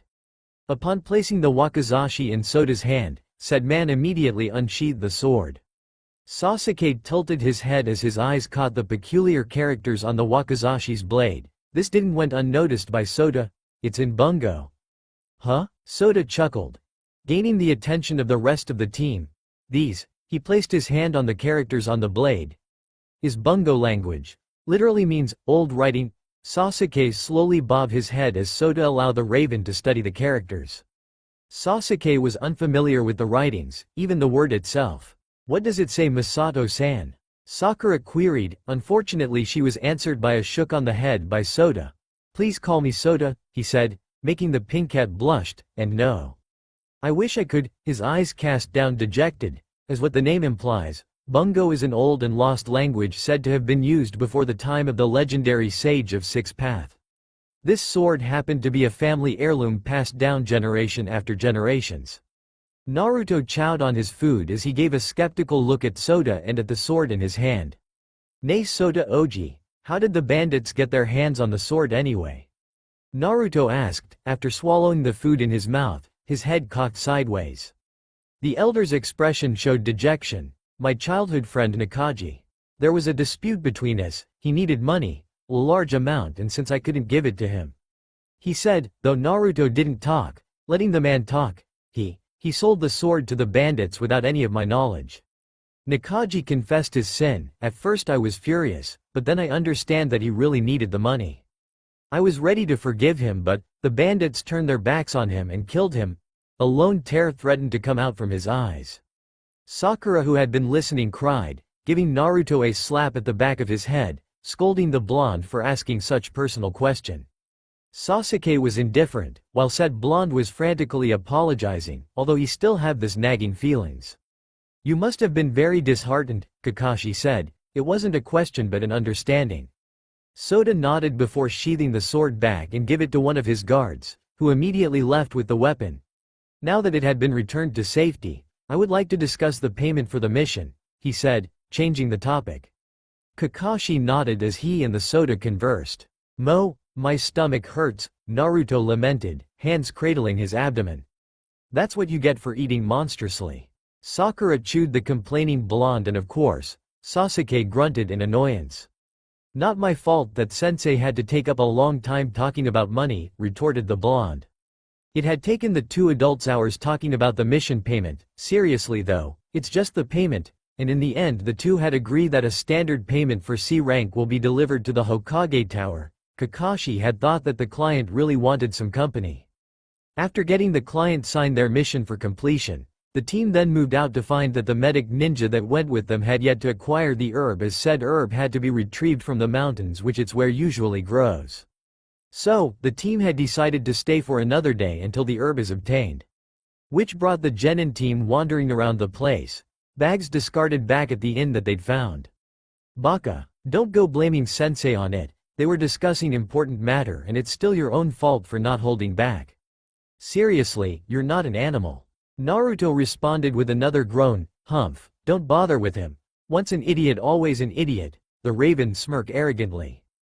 "Ah, you're right Sasuke-kun. Let's go leave the idiot and do stuff together." Sakura's eyes shaping into impossible hearts. Attitude turned a complete 360. Tisk, fucking annoying bastard. The blonde muttered to the raven in disgust. Don't call him that. Naruto now clutched his throbbing head. Speaking of, where's sensei anyway? Tisk, he left after we drop off our back, said he has important matters to attend to.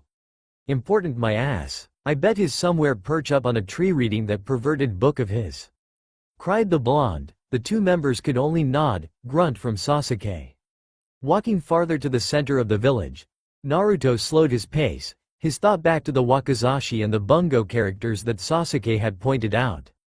A ubiquitous feeling linger at the back of his mind that he can't seem to grasp.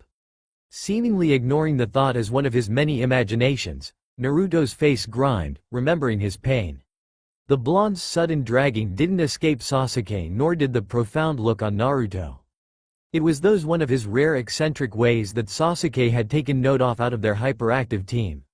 Naruto, Sasuke called, making the blonde turn to him, face twisted in hate. What? Can't you see I'm hurting? He said, hands his stomach. Well, technically, the pain was lessening as Kurama unwillingly straighted, healing the boy, much to the Biju's aggravation.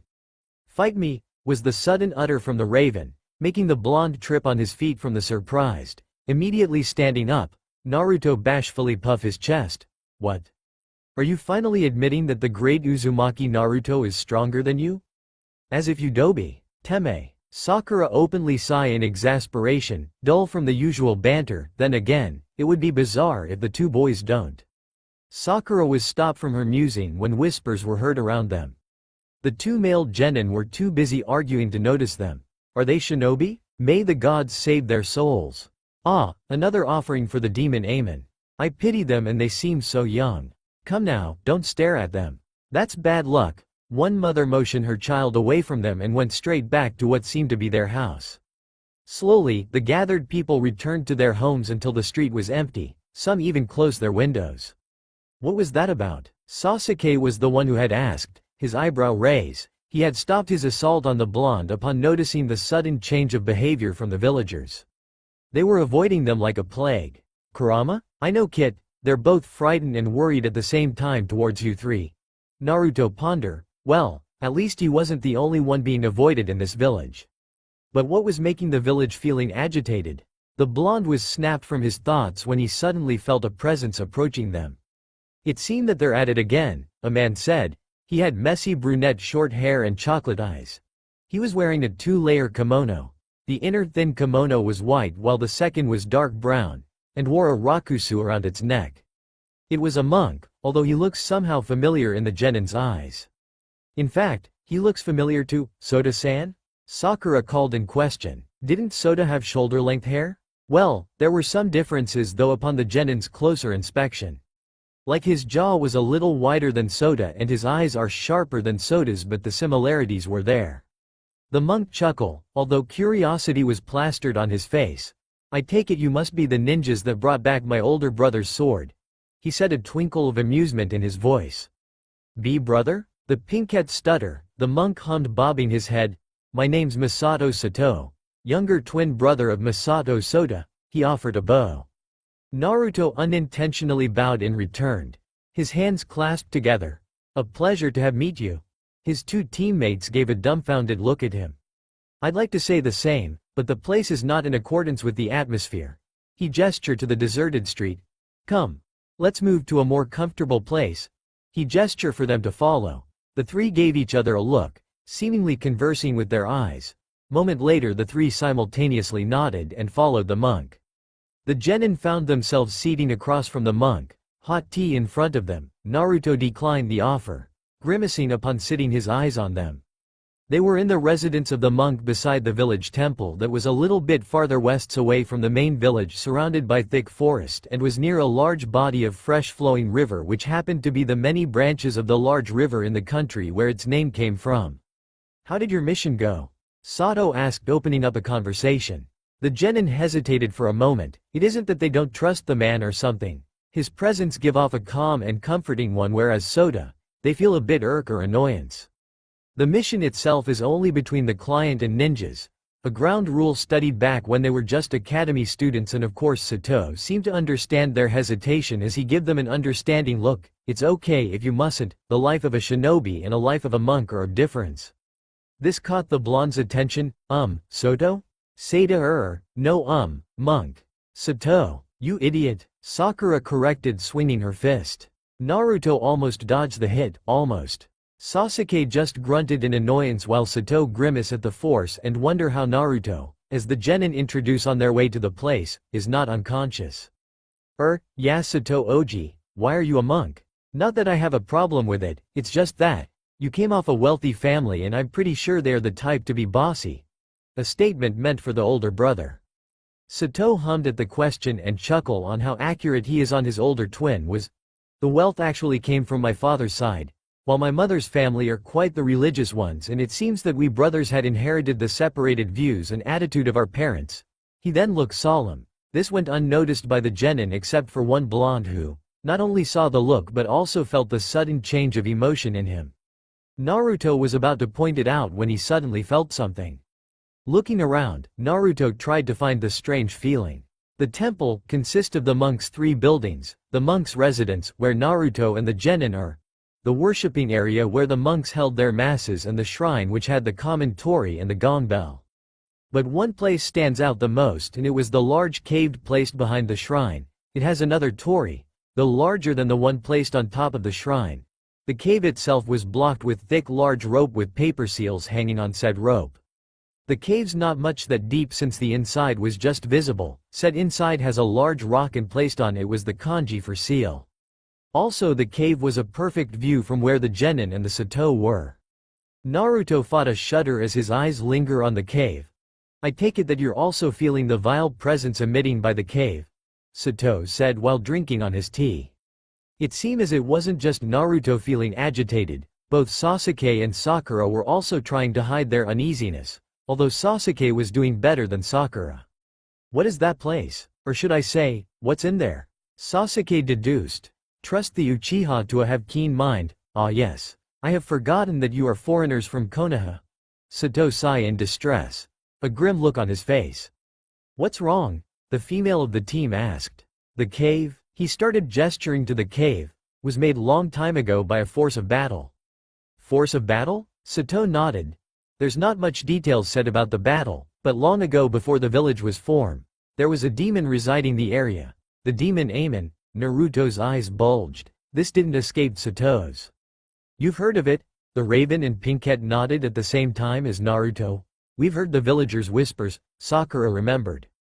Nodding, Sato gestured to an altar where a sheathed katana was placed. Amon feed of the living energy of all beings, be it plants, animals and human, and as such, the place was once a lifeless land, until one day a Fuin master appeared. He fought Amon 2 days straight before he was sealed away. With Amon sealed away, the land slowly returned to life and people started to live in the place since the land was rich of minerals. The Fuin master on the other hand implied that Amon needed to be watched, so he created a shrine next to where Amon was sealed and passed the creed to the next generations. What was the Fuin master called? Naruto raised a hand like he was back in the academy. His feature shown sudden interest in the topic, more precisely on the Fuin master. Both Sasuke and Sakura took note of this. Forgive me, but no one knew of the Fuin master, although he had resided to the village in order to keep hold of the demon. He had not spoken nor utter his name, even to his pupils which later became the monks. He gestured to the monks outside and to himself. Naruto pouted, disheartened by the given answer. Sato chuckled it out, finding it cute. Sato-san? Sakura asked. Yes? About the villagers earlier. Ah yes. Recently there are cases where shinobis from many villages are kidnapped and found dead and skin bone near the village border. The daimyo had asked some shinobis for help, thinking that there might be a rogue nin in the village, although they return with empty hands. The villagers however started to speculate that the demon Amon has returned and is responsible for the kidnappings. Some even went further to blaming us monks for not doing what the Fuin master had left us to do. He sighed out in the end distress. Don't let down Sato Oji. I'm sure you're doing your very best, beamed Naruto with a good guy pose. Sato's spirit lifted for a bit. You should listen to the dobi here, don't let others oppress you just because they don't know what you are doing. Sasuke encouraged with his ever-so-brooding tone while crossing his arms. "Oh, you're agreeing with me now, Sasuke Teme? I know that I'm much awesomer than you." "As if, you dead last. Say that again, you tomato stoner." Sasuke froze. This of course got the blonde barking out a laugh, and Sakura merely covered her mouth. "How did you know?" mumbled Sasuke. "Gahahahaha, huh?" Between the blonde's laugh, he was already on the floor rolling with both hands on his stomach. "I said how did you know?" The raven suddenly grabbed Naruto's collar, choking the still laughing blonde. Shuffling away from the death hold of the angry Uchiha, Naruto stood a good distance away from the table. "You have tomatoes on every bento back at the academy. You munch on them when you thought no one was looking outside school grounds, and most importantly, you have a tomato garden back at your compound." An accusing finger pointed at the raven. "Stop making up things, Naruto baka," berated Sakura. "It's not bad to have tomatoes, it's good for the health unlike you. And besides, there's no way the cool and handsome Uchiha Sasuke be planting tomatoes in his garden. It's so Ino-like. Nay Sasuke-kun." She turned to Sasuke for confirmation, who happened to be red by now. Giahahaha. You look like the thing you ate." And Naruto continued laughing. "That's it." Sasuke finally snapped, attacking the blonde. The two rolled out the place into the open ground where the strangling and pulling turned into a fist fight. Should we stop them?" Sato, who had been silent the whole time, finally asked the remaining genin. Said Pinkette snapped out from her shell shock.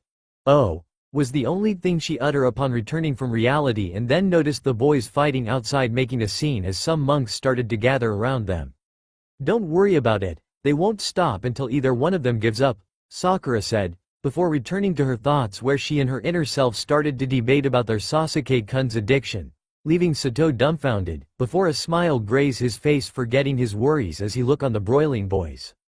The three genin later found themselves walking their way to the inn. Two of her bruised. "Seriously guys, can't there be a day where both of you don't fracas?" said their only female companion. Sasuke grunted and pointed his head away from them. Naruto only grumbled to himself and silently arguing with his tenant, as said tenant was refusing to heal him up, a punishment for allowing himself be defeated by an Uchiha. It was nearing sunset. The group had left the temple with a promise to stop by before leaving the village. "Nay guys," said their Pinkette after a moment of silence, bringing both boys' attention. "About what Sato Sansai, I mean," the villager said. "About the demon Amon." She turned to them worriedly. Don't get her wrong, she knew being a ninja meant facing up dangerous missions or unexpected encounter with high-ranked rogue nins, like Zabuza and Haku. But it wasn't stated that they be facing up demons. I mean, yes, there are ninjas that fought demons and all, like how the Yondaime Hokage fought the Kyuubi. Naruto and Kurama suddenly sneezed. They're just genin. And Sakura was starting to feel that they'd be an unordinary bunch, and their last mission back at Wave was the igniting force. "What about it?" Sasuke stuck his hands on his pocket. "Do you think it's real?" Her voice came to a whisper. "Peef, as if. I mean, didn't Sato Oji said that the monks at the temple are keeping Amon locked, and you can tell by the way the cave gives of this chilling feeling at the back of your spines that he's still there," Naruto remarked. "And besides, I think the villagers are just exaggerating." A bit relief, Sakura gave Naruto a ghostly smile. "Trust the blonde to lighten up things." Suddenly the sun was out of sight, not because it completely set but because of the dark gray clouds quickly forming, followed by a sudden flash and a loud thunder before a heavy rain. Running their way to their inn, the genin entered their accommodation to find their sensei seating cross-legged on the tatami, surprisingly not reading his porn but was looking kind of like a professional ninja, and the genin suddenly felt uneasy. Naruto took notice of the man's chakra flow. He felt the constant shift of emotions, from worry to phlegm and to stupefaction. Naruto noted that the last one was when he finally noticed them in the room. "You're back. How was your day?" The Junin gave them a smile, although the genin could tell he was faking it, not that they could really tell what he really is feeling under that mask. "What's wrong, sensei?" Sakura's worries started to ignite. The silver-haired man sighed out his build-up emotions. "Apparently the medic nin we came with has gone missing." Now Sakura was frightened upon hearing the words came out from their sensei. The party that he went with to retrieve the herb were found dead halfway to the mountains, and him missing. He continued seating back. The genin followed Kakashi's example and sat across from him. I've already dispatched my summons and tried sending out a report back to the Hokage, but the storm was too strong for my Ninkins to go and apparently said storm would last for at least 3 days. Sakura was right. Their team were no ordinary genin team. Sakura tightened her hold on her blanket that was already wrapped around her body, the chilling wind passing through the small gaps of the closed windows and sliding door that connected to the balcony of the room. The kunoichi heave out a long sigh, the sound of pouring rain resonate the cold four-walled. The supposed 3 days lasting storm turned into a whole week of everlasting pouring rain. Not only that, the wind accompanying the storm had also gotten stronger, leaving the genin confined. It was already evening. Sakura couldn't tell since it was always cloudy and the sun had not shown itself for the whole week of the 3 genin confinement in the room. Speaking of genin, Sakura glanced to the boys of the room. Naruto was in his sleeping bag, curled under the table of their accommodation, his body shivering from the cold. Since they didn't expect it to take longer staying in the country, the genin only brought small amount of cash, and with the addition of their senseis, the 4 chipped it in and settled on a small single room where there's only 1 pair of futon and a single electric fan, which of course was not used since they'd rather used a heater. Supposedly, their payment was only for a 1-night stay, but with the storm occurring, their sensei had talked it out with the innkeeper and promised to pay them with interest once he returned to Konoha, and just to be sure, Kakashi signed an agreement paper with them. Sakura was so grateful of the Junin. If not for him they'd be sleeping out somewhere on muddy grounds. She mentally noted to give Kakashi a thank you gift when they return. She'll probably force the boys to join in too.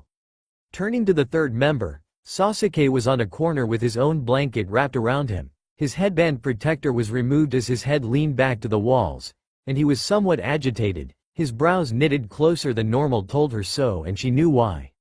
Sasuke's a workaholic when it comes to training. In fact, he's constantly training that it became a routine for his body that he'd feel alien and unease, hence what he is experiencing now. Of course Naruto's also was a hard worker too. Sakura mused at the tossing blonde, and she wonders when the blonde would finally snap. Damn it, where's that scarecrow of a sensei? He's been gone the whole day. Sakura has to jinx it. Naruto leapt out of his sleeping bag muttering something about using Kakashi as a real scarecrow on a rice field. True to what Naruto said, during the past few days their sensei had been busy going in and out of their accommodation, said that he was preoccupied searching for the missing medic Nin. Of course his kids had also tried to offer help, but the Junin kindly declined since it was still storming and the grounds would be so dangerous for the genin in helping the search, and assured that he'd be fine alone, though the kunoichi still has to worry for him, especially when the demon Amon's been kidnapping shinobi, and Sakura was sure that it was the demon that took the medic Nin. She shook her head, shoving the thought away for thinking such absurd things. How can she accuse such a feat when there was no evidence showed, and even if they were, she knows that Kakashi-sensei would not trouble himself in sharing such information. And I'm hungry. Naruto's voice brought the girl back, the blonde, still complaining about their wayward sensei, and as to prove himself, his stomach grumbled. Shut up Naruto baka, don't you have those cup ramen of yours that seem to be endless? I wish it be true, but my ramen are all gone. He mumbled the last word, shuffling to his bag, praying that a cup ramen would miraculously appear. It's your fault for eating them all, knowing that we're stuck here surprisingly for almost a week. Naruto pouted at the remark from the pinkette. Sighing, he snapped his bag shut, giving up on the god of ramen, forever hearing his prayers. Once an idiot always an idiot, Sasuke comment, finally speaking. Shut up Teme. Just because you're etching to train doesn't mean you have rights to put me down. Go bother someone else, I'm depraved of food. HMN. I know, food's an important aspect for survival. A tick mark formed on the raven's head, annoyed for interpreting him. Stop that, make me. Sakura sighed out in frustration, and here she thought that Naruto decided to for once not argue with Sasuke, but then again they'd be accused for imposters if they don't. The two sent each other heated glares before, surprising, Naruto laid back down on the tatami, arms and legs spread. Of course this shocked both Sasuke and Sakura. Naruto don't back down on a fight, especially when it's Sasuke. Then again the constant rumbling coming from the blonde's stomach thought otherwise. The silence passed, the pouring rain from outside was the only sound heard as the three indulged the peaceful and somewhat comforting silence. Oi Naruto, called the Uchiha, said blonde, turned his head to where the raven was. What? Sasuke didn't say anything for a moment, his dark eyes piercing azure ones as if trying to read the blonde's soul. Do you miss them? Huh? Your family, Uzu, do you miss them? Sasuke's eyes were looking away when he asked Naruto. Sakura wondered the sudden change of topic but kept her mouth shut, curious of what Naruto's answer might be. The blonde turned his gaze upward to the ceiling. A ghostly smile graced his lips. His thoughts drifted away to the familiar sea breeze that he usually woke up to before he moved to Konoha. The waves that he usually rode off during the summer, the heat of the sun kissing his tan skin, the cries of the seagulls as they fly above the setting sun, his first friends that he got in trouble with, his pranks. Yes, Uzu didn't survive from the king of pranks, and the ginger mops of hair that he usually associated with. Yes, Naruto missed them. Not a day would pass where he wished to experience the sensational feeling that his childhood grown accustomed with. There were also times where he was regretting accepting the demands of the council. Being separated from his family was hard for him at first. The sudden change of surroundings troubled him. He would always wake up with the expectation of the seagull's cries but was met with the sparrow's twits. But Naruto has to endure. He had to accept that he already belonged to Konoha after a few hours of his birth.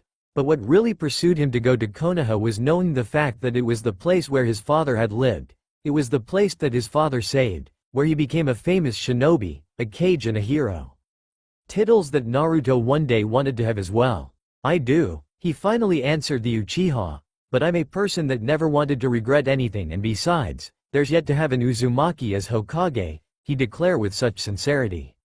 Idiot. Bastard. Sakura smiled at the banter.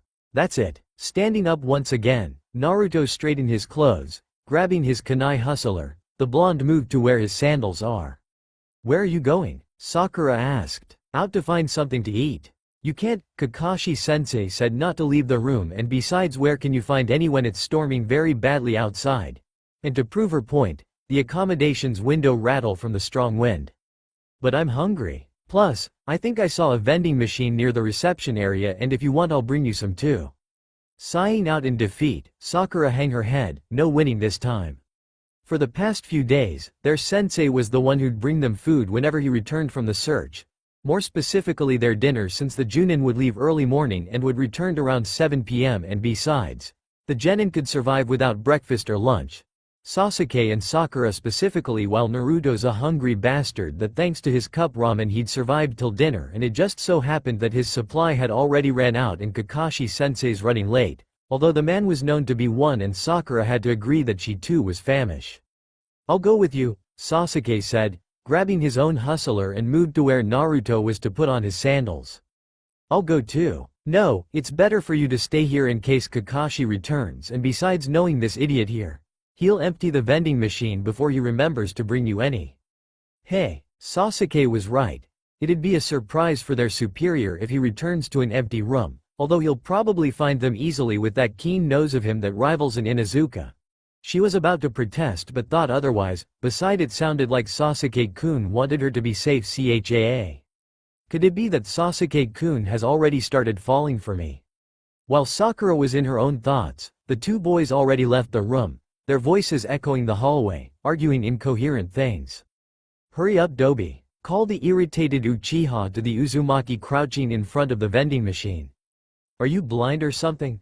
Can't you see I'm still picking? Retorted the said Uzumaki. How many do you need anyway? Sasuke shouted, pointing at the armful of foods on Naruto. It had been 30 minutes since the two had left their accommodation in search for food, and true to Naruto's words, there really is a vending machine near the reception area, and not just one vending machine but 3. One for cold drinks, another for hot ones, and the last for instant cook packs, and Naruto was constantly pressing more on the third one since he had found ramen on the menu. Sasuke has to wonder why the blonde hadn't gone bankrupt yet, as said blonde was constantly pulling out money after money from his green toed wallet. Enough to fill my belly. I haven't had any lunch, and the breakfast this morning were leftovers from last night's dinner. For your information, you aren't the only one who hadn't eaten since this morning, although lucky for you, you have breakfast since you didn't leave any for us. His patience was leaving him. He wondered if their female teammate was dying out of starvation as they wasted more time out here. Not that Sasuke wanted the female dead. Sakura was a good kunoichi, heck, He even dare say a great green kunoichi only if she focused more on improving rather than fussing over Sasuke. True, that girl was already trying her best like how she endured Kakashi's training, increasing her chakra reserved, but she has yet to find her calling of what position she wanted to attribute to the team. She had the brain and perfect chakra control, she was already provided with skills that only needed to improve, and yet she wasted them all the way for her own fantasy.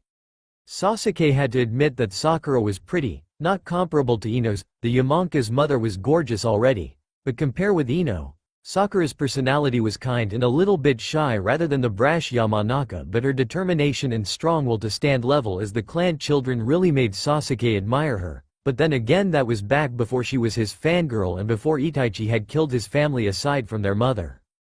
Compared to back then, Sasuke has no time for admiration or infatuation right now. He needed to get stronger and avenge his clan, and after that is when he will think of repopulating his clan. Women, and if Sakura up herself, then maybe, just maybe he'll choose her. Naruto was about to make a comeback when someone suddenly interrupted their argument. Oh? It's you guys. The two turned to the voice to find Sato Oji. Call Naruto. Sato, like last time they saw him, was wearing his monk robes. He was also holding a plastic bag, giving them a warm smile. I guess you got caught in the storm, huh? Naruto bobbed his head while Sasuke just humph. What are you doing here, Oji? Oh, the monks and I were sending out provisions for the villagers since the rain hasn't stopped yet, he said, gesturing to the plastic bag he was holding. The two genin nodded. Eh? Sending out? Then how'd you walk your way here when it's storming hard outside? Ah, that. Sato pulled out a piece of paper with arrays of lines surrounding the kanji character for barrier. A barrier seal? It was Sasuke who said, remembering the time when Naruto guessed the storage scroll that was used in keeping Soda's wakizashi. Though Sasuke doubted Naruto just guessed it, he knew the blonde was accustomed with seals, his and Uzumaki. The seal had the same arrays the storage scroll has. The only differences are the kanji use and the additional arrays placed on it. Nodding, yes, although we might not be shinobi, our masters teaches us enhancement of chakra as a means of application to seals we used. I guess the Fuin master also wanted to make sure that we can keep Aimin at bay, he added. I'm sure he did dat bayo. Sasuke and Sato were giving Naruto deadpan looks after his exclamation, said Naruto nervously scratched the back base of his neck. I usually say that whenever I get too excited, he sheepishly said. Sasuke don't know if he should add the new knowledge to his list of mysteries surrounding the blonde or create a new list of stupidity. Recovering, Sato noticed the armful of foods on Naruto. I'm guessing that it's supply for the duration of the storm? Nope, that's all for the idiot, Sasuke said, a matter of fact, earning a grimace look from Sato. Hey, I'm sharing some to Sakura-chan. I guarantee it'll be just 1/4. Sato chuckled, pulling out 4 onigiris. The monk handed it to the genin. Here, it's not enough, but I hope this will help you from filling a bottomless stomach. Even if just a little, he teased, making the blonde blush, thanking the monk for the treat. Anyways, I had to go. I only took a short stop here since the rain got heavy earlier. Giving the boys a bow, Sato walked towards the inn's entrance, exciting the place to resume his mission. Kit, I feel something wrong about that man, Kurama stated after Sato was out of their sight. What do you mean, Kurama? He mentally asked, unwrapping the onigiri and popping it in his mouth. He feels different than last time. He hummed out loud as both boys walked their way back to their accommodation. Sasuke, who was also eating his own onigiri, gave him a look once he heard the blonde. What? Nothing, Naruto snapped. Like what kind of different? Naruto yawned, suddenly feeling somnolent, like how your body suddenly taking in drugs. The panicked cry of the Biju went unheard as Naruto fell to the ground, followed by Sasuke. I was hoping that you'll share some to your teammates, but it seems your hunger changes everything. Sato stood above the teens. Ma, at least taking you will be easy. Knowing your sensei, he'll probably immediately recognize the drugs on them. A sinister smile creep across his lips. That's all for now. If you enjoy, then please like, share and do comments.